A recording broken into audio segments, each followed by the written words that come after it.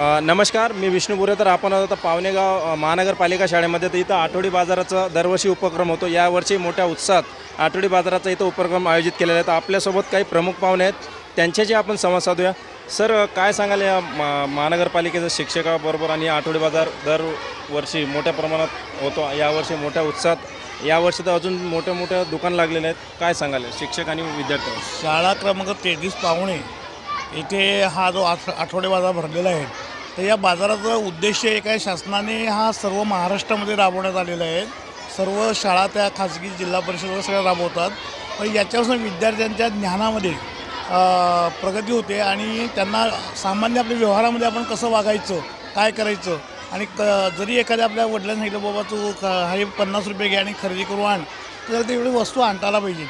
हा त्याचा एक विद्यार्थ्यांना एक चांगली हे चालना मिळते बुद्धीला, की त्यांनी सर्व आपल्या समाजात वावरताना आपण कसं पुढे करणार, घराचे आपला चरित्र कसं चालवणार, हे याच्यातून त्यांना प्रगती होईल. आता शेवटचा मेसेज, आता इथं दर महिन्याला किंवा दर आठवड्याला एक मीटिंग ठेवली जाते पालकांची. तर तिथे विद्यार्थी 200 असले तर पालक 200 किंवा 150 तरी राहायला पाहिजे. तर कोणी तिथं कानाडोळा करतो की नाही शिक्षक आहेत, शिक्षक बघतील, तर त्या पालकांना काय मेसेज द्याल? पालकांना मेसेज आहे की हे शिक्षकांचं काम नाही आहे, हे सर्व समाज म्हणजे पालक आहे, समाजातील घटक आहेत, सर्वांचं काम आहे की विद्यार्थ्यांच्या प्रगतीकडे लक्ष द्यायचं काम आहे. की बुवा एकदा मुलाला सोडल्याशिवाय की तो शिक्षक बघतील, हे चुकीचं आहे. पालकांनी सुद्धा त्याला सहकार्य केलं तर नक्कीच विद्यार्थ्याची प्रगती होईल, त्या घराची प्रगती होणार. धन्यवाद. तर आपल्यासोबत शाळा समिती अध्यक्ष आहेत, ते न चुकता दरवेळेस कार्यक्रमाला उपस्थिती लावतात. मॅडम, काय सांगाल आजचा जो कार्यक्रम आहे, गेल्या वर्षीप्रमाणे यावर्षी मोठ्या प्रमाणात थोडा उत्साह दिसतो पालकामध्ये पण आणि विद्यार्थ्यांमध्ये, काय सांगाल? नक्कीच यावर्षी पण आपल्या शाळा क्रमांक 33मध्ये आठवडी बाजाराचं नियोजन केले आहे.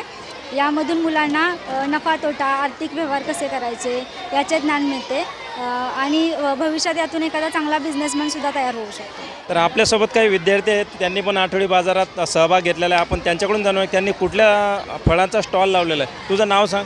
माझे नाव सिद्धी अनिल राणे. आता कुठल्या स्टॉल लावला आहे, तू काय आणलं? मी आप्पे आणलेत. आप्पे. आणि ते काय शिकायला मिळालं तुला याच्यामध्ये? ह्याच्यामध्ये मला असं शिकायला मिळालं की आपण समजा गणितामध्ये बाजारमध्ये आपण गणिताचं शिकायला मिळालं, म्हणजे कसं बेरीज कशी करायची, काय म्हणजे किती पैसे मिळवलं, किती पैसे रिटर्न द्यायचे, हे सगळं मला समजलं. याच्यामध्ये कस्टमरला बोलण्याची हिंमत पण वाढते आणि एकटं बिझनेस करू शकतो तो. हो. तर अजून काही विद्यार्थी, तू कुठल्या दुकानचा स्टॉल लावला आहे? मी अगरबत्ती विकते. अच्छा, तर काय शिकायला मिळालं याच्यामध्ये? त्यातून की आपण कसं बोलावं, त्यातून आपल्याला काय काय शिकायला भेटतं व त्यातून आम्हाला गणिताची कशी मांडणी करावी हे शिकली. तुम्हाला जो प्रतिसाद मिळतो शिक्षकाकडून, त्या शिक्षकांसाठी काय सांगाल? माझ्या शिक्षकांनी मला पण खूप मदत केलेली ह्यात, की तू असे लाव, अगरबत्तीचा स्टॉल लाव वगैरे, त्याच्यासाठी मी तुझं नाव सांग, कुठल्या वर्गात शिकते? मी आता 7वी शिकते. माझं नाव सेजल मोहनेवेकर आहे. कुठल्या दुकानचं स्टॉलला काय आणलं? आम्ही खाजा बनवला आहे. हे गावचे पदार्थ आहेत. तर आता शिक्षक लोकांनी तुम्हाला असा प्रतिसाद दिला, हिंमत दिली, शिक्षकाबद्दल 2 शब्द काय सांगाल?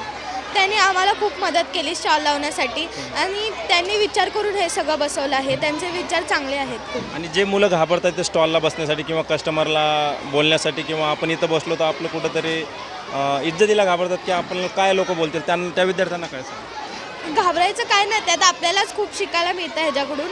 आणि आपल्याला व्यवहार करतो की कसं व्यवहार करायचा आणि वजन मापणं, हे सगळं समजतं आपल्याला ह्याच्यातून. तुझं नाव सांग आणि कुठल्या वर्गात शिकतो?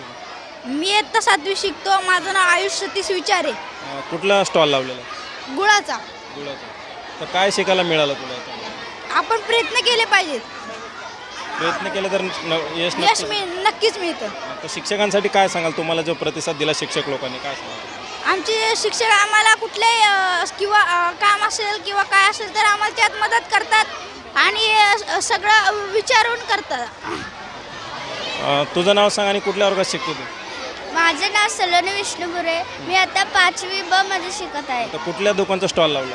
मी केळं फळं असे लावलेत. आता केळं काय डझनने विकले तिथे? 2 डझन विकले. काय शिकायला मिळालं याच्यामध्ये? याच्यात जसं की आपण गिरायकाला कसे बोलतो, आणि आपण कसे विकतो हे आपल्याला शिकायला मिळतं. म्हणजे बाकीची मुलं घाबरतात स्टॉलला बसण्यासाठी किंवा बाजारात बसण्यासाठी, त्यांना काय सांगाल?